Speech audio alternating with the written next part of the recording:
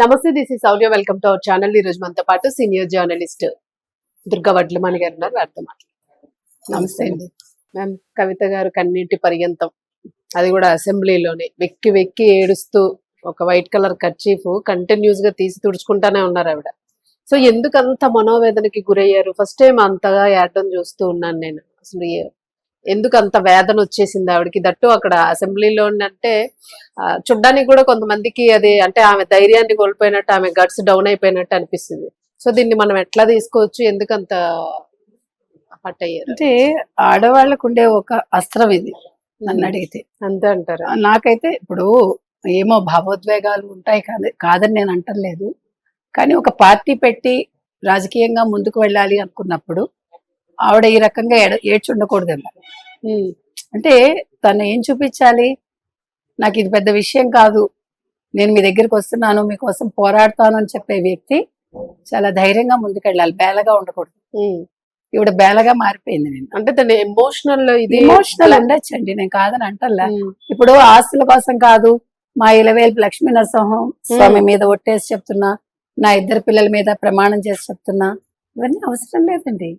Because మీకు ఏం చెప్పాలి, అకౌంటబిలిటీ అంతే, ఎవరికి కాదు కదా. ఇప్పుడు మనం ఒక నిర్ణయం తీసుకున్నా కదా, అది మంచి చెడు మందే, మనం ఎవరికి ఆన్సర్ ఇచ్చుకోకర్లా.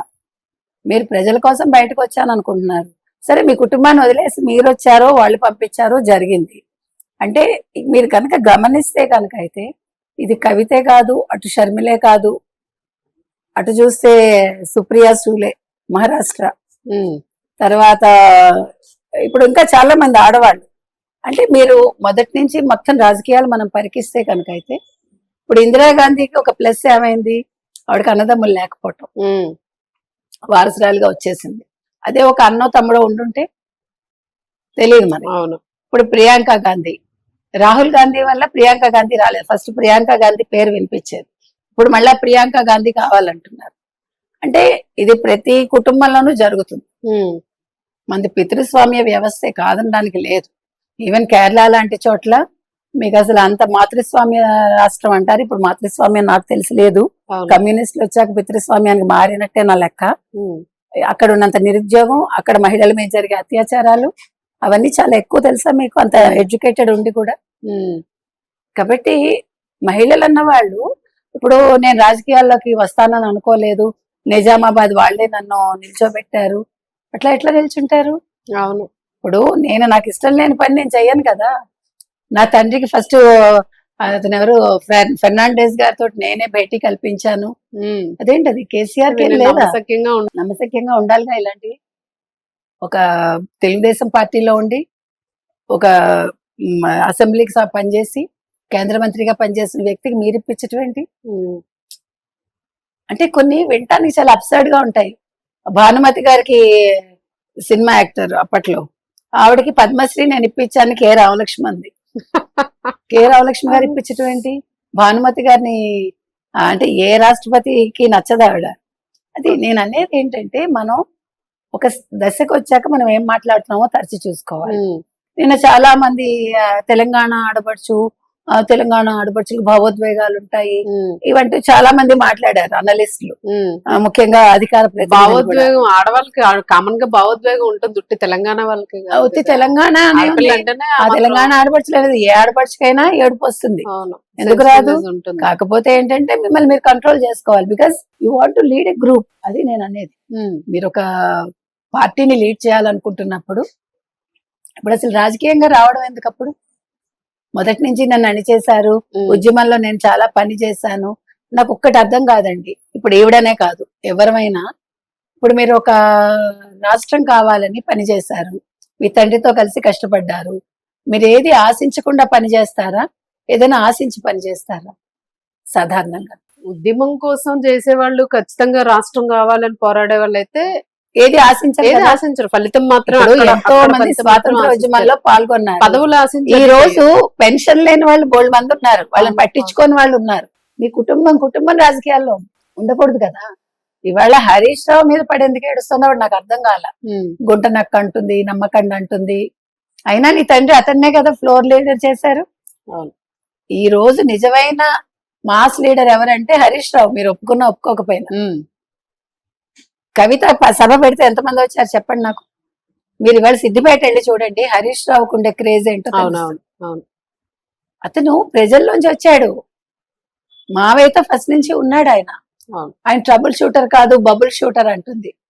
మరి ఎందుకు కేటీఆర్ ఎందుకు తిట్టావు నువ్వు? కేటీఆర్ చేసిన తప్పులు లేవా? ఇవాళ తండ్రి మీద కూడా ధ్వజం ఎత్తింది ఆవిడ. ఆవిడ ఏమందంటే తండ్రిని తెలంగాణలో ఏం పీకి కట్టామని జాతీయ స్థాయిలో పీకుతామంటూ బీఆర్ఎస్ గా మార్చారు. తండ్రిని ఎవరైనా ఇలా మాట్లాడతారా? తండ్రిని ఎవరైనా ఇలా మాట్లాడతారా? యాక్చువల్ గా కేసీఆర్ గారు ఏదైనా కానివ్వండి కానీ చాలా లాస్ట్ వరకు చాలా ప్రొటెక్ట్ చేసుకుంటూ వచ్చారు పిల్లలిద్దరిని. ఆయన మాట్లాడలేదు, ఒక్క మాట మాట్లాడలేదు. బిఆర్ఎస్ అంటే కూతురు తప్పు చేసినా మాట్లాడలేదు ఆయన. మీరు గమనించండి, ఇవాళ ఆస్తుల కోసం కాదు అని ప్రమాణం చేసింది ఆవిడ. నిన్న చాలా మంది బీఆర్ఎస్ వాళ్ళు అడిగారు, నేను లిక్కర్ స్కామ్ చేయలేదని ప్రమాణం చేయి లక్ష్మీ నరసింహస్వామి మీద అని. నేను అంటున్నది అది. ఇప్పుడు మీరు జాగృతి కవితగా ఉండిపోయి ఉంటే ఎవరికి అబ్జెక్షన్ ఉండేది కాదు. మొట్టమొదటి బతుకమ్మ నిర్వహించడంతో నాకు ఆంక్షలు మొదలయ్యాయి అంటుంది ఆవిడ. 10 కోట్లు ఇచ్చేవాడు నీ తండ్రి, అలా ఎవరినా ఇస్తారా? ఇప్పుడు నిజంగా ఆవిడ తెలివైంది అయితే తండ్రి పక్కనే పెట్టుకునేవాడు. మరి హరీష్ రావు ఎందుకు పక్కన ఉన్నాడు ఈ రోజు కూడా? అందుకే ట్రబుల్ షూటర్ అయ్యాడు ఆయన. ఇవాళ ట్రబుల్ వస్తే నీ తండ్రికి నువ్వు పక్కన లేవు కదా. ఆయన తప్పు చేశాడు, పార్టీ పేరు మార్చాడు, తెలంగాణ అనేది తీసేశాడు. తీసేసినప్పుడు నువ్వు మీ తండ్రితో పక్కనే ఉండాలిగా. నువ్వు బయటకు వచ్చి నువ్వు ఏంటంటారు, మీ దుస్తులు వేసుకునే విధానం మార్చుకుని, మీ ఆహార్యం మార్చుకుని, మీ తల దువ్వుకునే విధానం మార్చుకుని, నేను ఇప్పుడు ఒక తెలంగాణ ఆడబిడ్డను అన్నట్టుగా మారి, అంతకు ముందేమో మీరు చాలా అప్డేటెడ్ గా ఉండి చాలా నగలేసుకుని, ఇవన్నీ అవసరం లేదు. రాజకీయాల్లో ఉండాలంటే మీరు ప్రజలతో మమేకం అవ్వాలి తప్ప మీరు ఎలా ఉన్నారు అని మీ అటైర్ ఎవడు చూడు. మీ మాట బాగోవాలి, మాట మార్చకూడదు. మ్యామ్ ఇప్పుడు నిన్ను ఆవిడ ఏడ్చిన విధానం ఇవన్నీ కూడా ఇక్కడ స్పీకర్ కూడా అన్నారు, మరొకసారి మీరు ఆలోచించుకోండి పదవి గురించి మాట్లాడేటప్పుడు ఒకసారి ఆలోచించుకోండి, మళ్ళా చెప్తున్నాను, గతంలో కూడా మీకు చెప్పాను నేను అన్నారు. అంటే ఆవిడ అంటే ఒక ఎమోషనల్ బ్లాక్ మెయిల్ అని అనలేము, ఎమోషనల్ గా ఏదైనా దాన్ని ప్రొజెక్ట్ చేయాలని ఆవిడ ఎక్కువ ట్రై ప్రజల్లోకి వెళ్ళాలంటే ఏదో ఒకటి చూపించాలిగా. చూసారా, మీ మంచి కోసం, మీకోసం పోరాటం చేయడానికి నేను నా పదవిని వదిలేసుకున్నాను, నా కుటుంబాన్ని వదిలేసుకున్నాను ప్రొజెక్ట్ చేసుకోవటానికి నాకు అనిపించింది. ఎందుకంటే ఇప్పుడు ఎమ్మెల్సీ వదిలేసి ఏముంది, ఏం బాగుంటుంది ఆవిడ? ఒకే పార్టీ పెడతారు, ఎంతమంది ఉంటారు పార్టీ? అవును, ఇప్పుడు డబ్బులు ఉన్నాయి కాబట్టి పార్టీ పెడతారు, డబ్బులు అయితే పెట్టగలరా? అవి ఎన్నాళ్ళు ఉంటాయి, పార్టీ పెట్టాక డబ్బులు ఎంత తెచ్చినా సరే సరిపో. అది నేను అనేది. కాబట్టి ఇవన్నీ కూడా నాకేమి అంత ఎమోషన్ అనిపించలేదు. Maybe wrong also, I don't know. ఇవన్నీ కూడా అంటే సింపతి గెయినింగ్ గా అనిపించారు.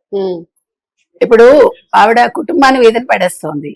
ఆవిడ రాజకీయాలు చేసుకోవాలనుకుంటే కుటుంబం గురించి మాట్లాడకుండా రాజకీయం చెయ్యొచ్చు. అవును, ఒకప్పుడు దానిలో చేశాను, ఇప్పుడు నేను మళ్ళీ ఇంతవరకు ఎవరు కూడా బిఆర్ఎస్ లో హరీష్ రావు కావచ్చు, కేటీఆర్ కావచ్చు, కేసీఆర్ కావచ్చు, కవిత గురించి ఒక నెగిటివ్ మాట్లాడలేదు, ఎక్కడ వినలేదు, మనం వినలేదు, మనకు తెలిసి.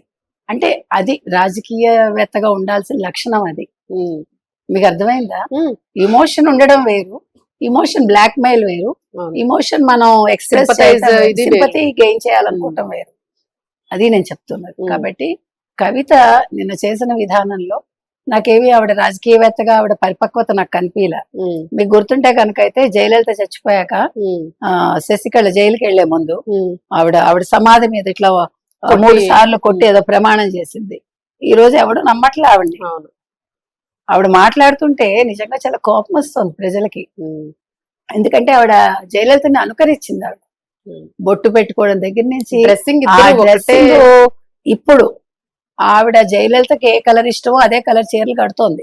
ఆవిడ ఏ మెటీరియల్ కట్టుకుందో అవే కడుతోంది. గార్డెన్ వర్ వెళ్ళినా ఏదో నాకు గుర్తులేదు. మీకు నేను చెప్పింది అర్థమైంది కదా. ఆహార్యం మార్చినా లేకపోతే మీ మేకప్ మార్చినా ప్రజలు మిమ్మల్ని గుర్తించరు. అక్కడ జయలలిత చావుకి ఇంతవరకు సమాధానం దొరకలేదు, అపోలోలో ఫుటేజ్ దొరకలేదు, ఇప్పటి వరకు ఎవడూ మాట్లాడలేదు. అది నేను చెప్తున్నది. అందుకని ఇవాళ ఈవిడ కూడా అలాగే చేస్తున్నారు.